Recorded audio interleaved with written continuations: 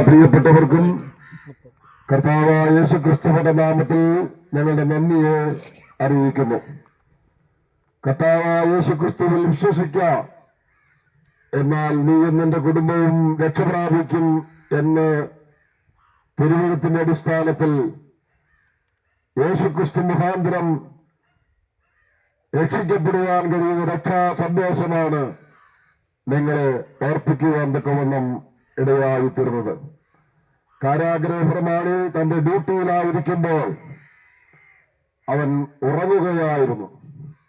എന്നാൽ ദൈവത്തിന്റെ ദാസന്മാരുടെ ജീവിതത്തിൽ ദൈവം പ്രവർത്തിച്ചപ്പോൾ അവരുടെ ബന്ധനങ്ങൾ അഴിഞ്ഞു.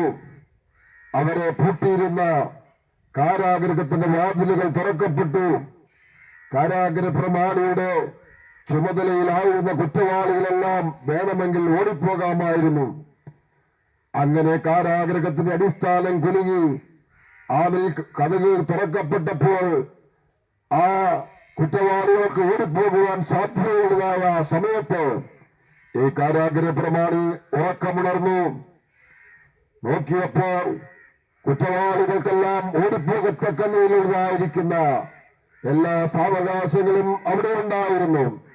അങ്ങനെയെങ്കിൽ ഈ കാരാഗ്രഹ പ്രമാണി പിറ്റേ ദിവസം പ്രഭാതത്തിൽ അവർക്ക് മരണമാണ് സംഭവിക്കുവാൻ പോകുന്നത് എന്ന് ചിന്തിച്ചപ്പോൾ, ഞാൻ അങ്ങനെ മരിക്കുവാൻ ആഗ്രഹിക്കുന്നില്ല, ഞാൻ തന്നെ ഇപ്പോൾ തന്നെ ഞാൻ മരണത്തിന് വിധേയപ്പെടുവാൻ, ഞാൻ തന്നെ മരിച്ചു കളയാമെന്ന് ചിന്തിച്ച് സ്വന്തം വാളെടുത്ത് സ്വയം വ്യക്തി മരിക്കുവാൻ തീരുമാനിച്ചപ്പോൾ ആ ദൈവദാസന്മാർ പറഞ്ഞു, നീ നിനക്ക് തന്നെ യാതൊരു ദോഷവും ചെയ്യരുത്, ഞങ്ങളെല്ലാവരും ഇവിടെ തന്നെ ഉണ്ട് എന്ന് പറഞ്ഞപ്പോൾ കാരാഗ്രഹപരമായ ചോദ്യം, യജമാനന്മാരെ രക്ഷപ്രാപിപ്പാൻ ഞാൻ എന്ത് ചെയ്യണം എന്ന് ചോദിച്ചപ്പോൾ ദൈവത്തിന്റെ ദാസന്മാർ പറഞ്ഞു, കർത്താവായ യേശുക്രിസ്തുവിൽ വിശ്വസിക്കാം. കഴിഞ്ഞ 2025 വർഷങ്ങൾക്ക് മുൻപ് സ്വർഗമഹിമകളെ ഒടിഞ്ഞ് ഈ ഭൂമിയിൽ അവതരിച്ച് പാപപരിഹാരം വരുത്തി മരണത്തെ ജയിച്ചുയർത്തെഴുന്നേൽക്കാൻ കർത്താവായ യേശുക്രിസ്തു വിശ്വസിക്കാം, എന്നാൽ നിനക്ക് രക്ഷപ്പെടുവാൻ തക്കവണ്ണം സാധ്യമാകും എന്നുള്ള സന്ദേശം ഇവിടെ ഞങ്ങൾക്ക് നിങ്ങളെ ഓർപ്പിക്കുവാനിടയായതിൽ ഞങ്ങൾ ദൈവത്തെ മഹത്വപ്പെടുത്തുന്നു. സ്വന്തം ജീവിതം അവസാനിപ്പിക്കുവാൻ പോകുന്നവർക്ക് യേശുക്രിസ്തു വിശ്വാസത്താൽ ജീവിതം തിരികെ ലഭിക്കുന്നതാണ്, ജീവിതം ആനന്ദകരമാക്കി തീർക്കുന്നതാണ്, ജീവിതം ധന്യമായി തീരുവാൻ ഇടയാക്കി തീർക്കുന്നതാണ്. കാൽവരിയിൽ മരിച്ച ദൈവപുത്രനാകുന്ന ക്രിസ്തുവിൽ വിശ്വസിക്കുന്നവർക്ക് പാപമോചനവും നിത്യമായിരിക്കുന്ന ആത്മശാന്തിയും ലഭ്യമാകുമെന്നുള്ളത് വിശുദ്ധ തിരുവചനത്തിന്റെ അടിസ്ഥാനത്തിൽ ഞങ്ങൾക്ക് നിങ്ങളെ ഓർപ്പിക്കുവാൻ കഴിയുന്നു.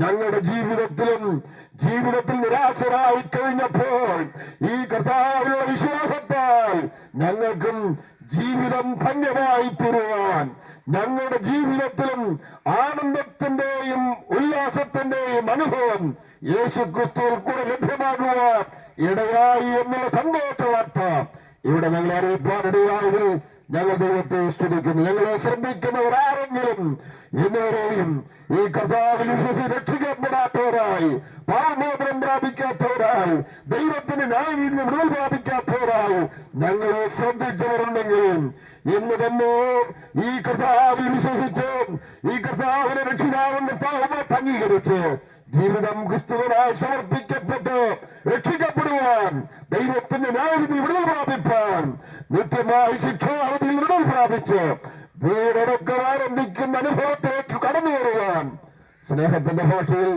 ഞങ്ങൾ നിങ്ങളെ ബുദ്ധിമുദ്ദേശിച്ചുകൊണ്ട് ഇതൊരാത്മീയ ശുശ്രൂഷയാകിയാൽ ഞങ്ങൾ നിങ്ങൾക്ക് വേണ്ടി പ്രാർത്ഥിച്ചിട്ട് അടുത്ത സ്ഥലത്തേക്ക് കടന്നു പോകുന്നു.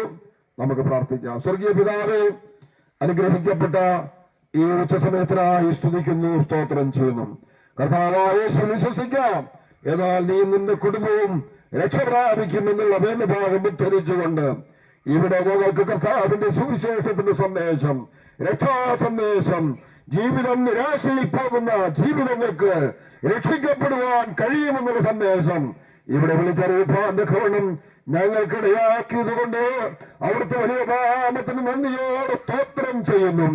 കർത്താവിന്റെ പ്രിയ ശിഷ്യനാകുന്ന പത്രോസിനെ പറയുകയുണ്ടായി, മറ്റൊരുത്തരും രക്ഷയിൽ നിന്നും രക്ഷിക്കപ്പെടുവാൻ ആകാശത്തിന്റെ കീഴിൽ മനുഷ്യന് നൽകപ്പെട്ട വേറൊരു നാമവുമില്ല. യേശുക്രിസ്തുവിന്റെ നാമമാണ് ഞങ്ങൾ രക്ഷിക്കുന്നത്. യേശുക്രിസ്തുവിന്റെ നാമമാണ് ഞങ്ങൾക്ക് പാപമോചനം നൽകുന്നത്.